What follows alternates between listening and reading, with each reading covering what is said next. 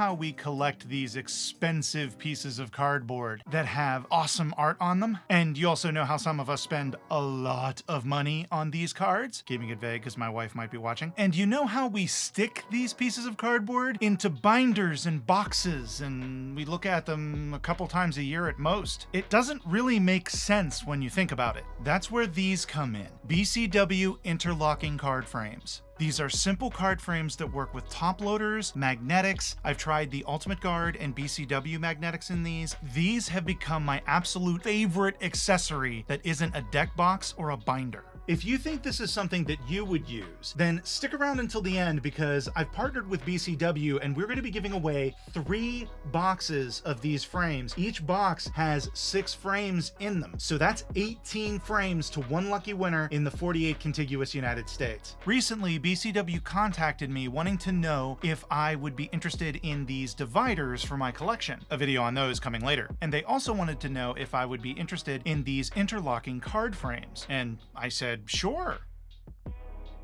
A few weeks later, I get a box from BCW. Now, I'll be honest, I initially wasn't sure what I was going to do with these frames. I will point out that I am not the smartest man in this room.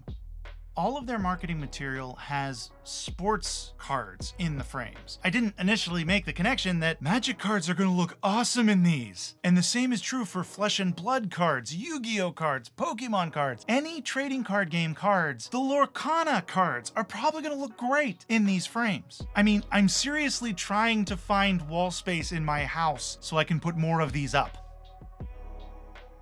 And BCW, if you're watching, put some Magic cards or generic fantasy cards or generic sci-fi cards on your marketing material for these products, because it would help folks like me really make the connection faster that these would be great for your trading card game cards, because I would rather put Magic cards up on my wall rather than my baseball cards. And speaking of BCW, they did send these to me for free at no cost. They didn't ask for me to do this video though. I'm doing it on my own and my opinions are my own, but do keep in mind I did get these for free directly from BCW. And I do thank them for that. That is pretty amazing that they did that. I'm still kind of shocked that they reached out to me. Now, that being said, I would pay for these. And let me tell you why. Before BCW even contacted me about these dividers and frames, I was lamenting the fact that I had some cards from the monster movie Secret Lair. They were really good looking cards, but I didn't really want to use them in my deck. In fact, I don't really have any decks that use the cards that are in there, but I wanted to display them, but I didn't really have a good way to do so. They were just sitting out in a binder. This right here is the answer. But I hear some of you out there shouting, but the UV rays! But BCW has a solution for that. If you remember, I mentioned that these work with magnetics, and the BCW Ultra Pro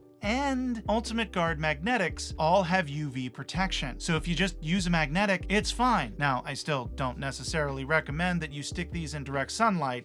Just saying. As a quick aside, I did hear that some folks don't like using magnetics with their cards, specifically expensive cards. The reason that they said that was because the card wasn't perfectly sized for the little cavity that's in there for the card, and so it jostles around in there. Now, I recognize that I just discovered magnetics myself. I just put a perfect fit on them and it fits in great. They don't move, they don't jostle, and it gives it that little bit of extra protection. It's like double sleeving on steroids. Speaking of how they work, this is how you put the card in. Using either a top loader or a magnetic, you put the card in the case, then put it in the frame. You may have to make sure that the card is centered in the sleeve. This is especially true for the top loaders, not so much with the magnetics since they are pretty much locked in place from the point that you put them in. But with top loaders, you have to check. There also is a right way to put in the top loader. It should be the bottom of the top loader is closest to the BCW logo on the back of the frame. Then it fits in there a little bit better. You will need to pay attention to this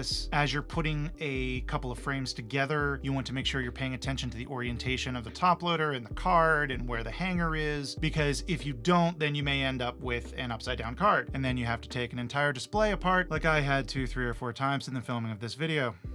Now, all the frames come with brackets, so once the card is in the frame, you just need to slide the bracket down these 2 tracks. There are these little grooves that are all the way up the inside edge of the frame on the back, so that way the bracket can just slide into those grooves and keep the card held in place. But you do have to be careful about making it too tight if you're using a top loader. Magnetics, it doesn't matter because the magnetic protects the card. But if you do it too tight, the top loader may push out a little bit and you'll see a little bulging in the card, so just be careful with that. And hanging them up is like hanging any regular frame. I won't go over that bit because I suck at it. And the interlocking part is fairly simple as well. You just line up the frames and you'll see that on each frame there are slots that are on the left side of the frame as you're looking at the back of it, and at the bottom of each frame. You just use a flathead screwdriver and you just turn the slots and they lock in together and you're good to go. One tip that I do a lot is if I am trying to put together a complicated display or a display that only one of the interlocking bits is going to be connecting each frame, so lining them up isn't as easy, I will turn one of the locking bits just a shade before I put them together and then use that to line it up with the slot of the other frame, and then I just finish turning it once they're lined up and ready to go. Another thing is, don't force these. If you find resistance, pull back, make sure you're lined up, and try again. These are made of plastic. If you push too hard, you can break them. There are so many things you can do with these. The Theros Beyond Death